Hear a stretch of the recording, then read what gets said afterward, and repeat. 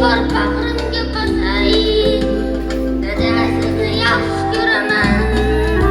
Qadringizni bilmaganim bor, ana aytganingiz bo'lmaganim bor. Kechirimni so'rayman takror, dada sizni yaxshi ko'raman.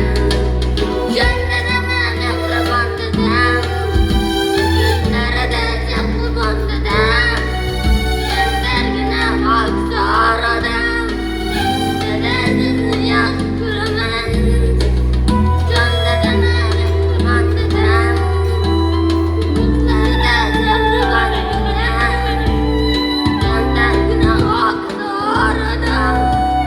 Dada sizni yaxshi ko'raman.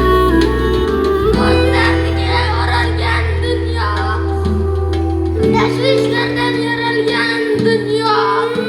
Aytolmadim shu so'zni javob, dada sizni yaxshi ko'raman. Mehringizga qo'ymasam hamki, har kim quchib qo'ymasam hamki,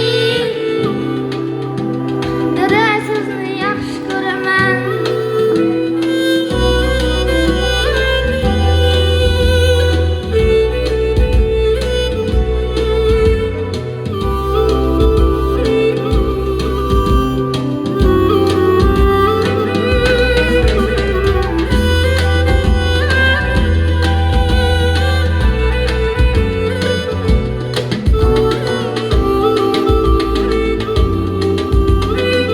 Yashang ota. Qarsak bo'lsin shohjonlarga.